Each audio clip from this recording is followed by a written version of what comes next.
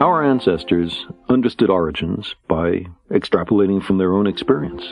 How else could they have done it? So the universe was hatched from a cosmic egg, or conceived in the sexual congress of a mother god and a father god, or was a kind of product of the Creator's workshop, perhaps the latest of many flawed attempts. And the universe was not much bigger than we see, and not much older than our written or oral records, and nowhere very different from places that we know. We've tended in our cosmologies to make things familiar. Despite all our best efforts, we've not been very inventive. In the West, heaven is placid and fluffy, and hell is like the inside of a volcano. In many stories, both realms are governed by dominance hierarchies, headed by gods or devils. Monotheists talked about the King of Kings. In every culture, we imagined something like our own political system running the universe. Few found the similarity suspicious. Then science came along and taught us that we are not the measure of all things, that there are wonders unimagined, that the universe is not obliged to conform to what was considered comfortable or plausible. And again, if we're not important, not central, not the apple of God's eye, what is implied for our theologically based moral codes?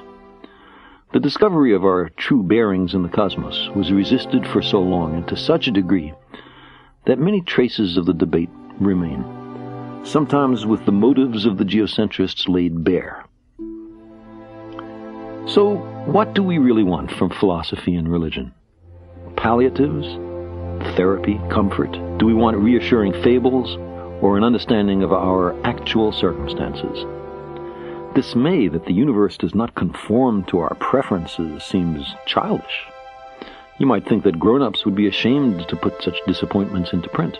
The fashionable way of doing this is not to blame the universe, which seems truly pointless, but rather to blame the means by which we know the universe, namely, science.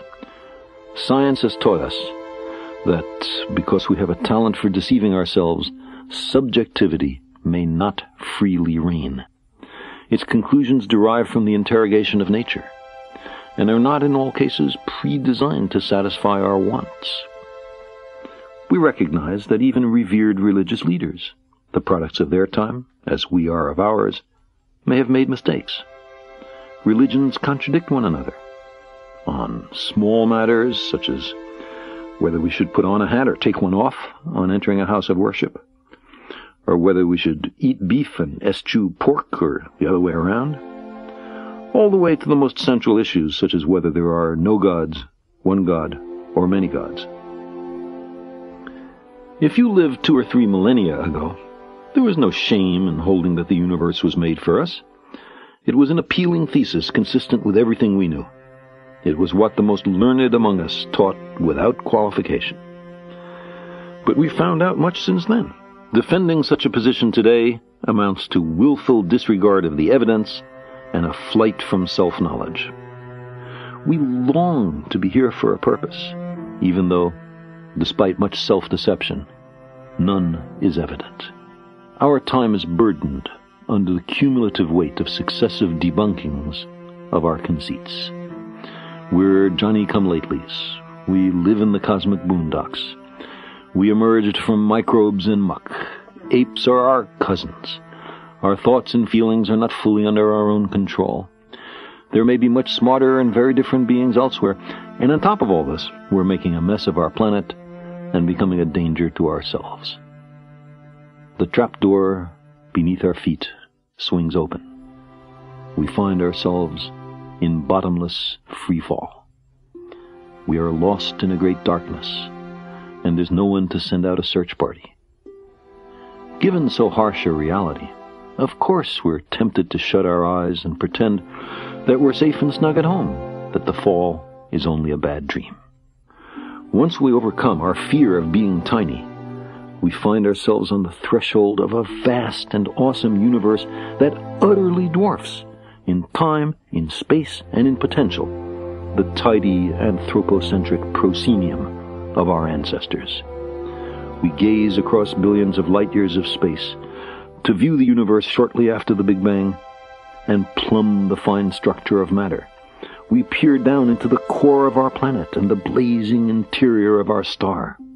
We read the genetic language in which is written the diverse skills and propensities of every being on Earth.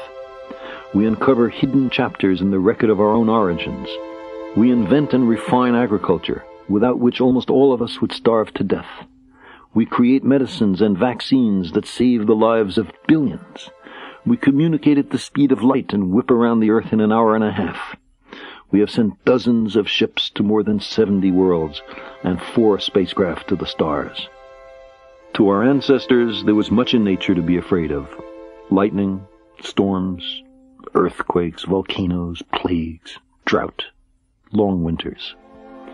Religions arose in part as attempts to propitiate and control, if not much to understand, the disorderly aspect of nature. How much more satisfying had we been placed in a garden custom-made for us, its other occupants put there for us to use as we saw fit. There is a celebrated story in the Western tradition like this, except that not quite everything was there for us. There was one particular tree of which we were not to partake, a tree of knowledge. Knowledge and understanding and wisdom were forbidden to us in this story. We were to be kept ignorant. But we couldn't help ourselves. We were starving for knowledge, created hungry, you might say. This was the origin of all our troubles. In particular, it's why we no longer live in a garden. We found out too much. So long as we were incurious and obedient, I imagine, we could console ourselves with our importance and centrality, and tell ourselves that we were the reason the universe was made. As we began to indulge our curiosity, though, to explore, to learn how the universe really is, we expelled ourselves from Eden. Angels with a flaming sword were set as sentries at the gates of paradise to bar our return. The gardeners became exiles and wanderers. Occasionally, we mourn that lost world, but that, it seems to me, is maudlin and sentimental. We could not happily have remained ignorant forever.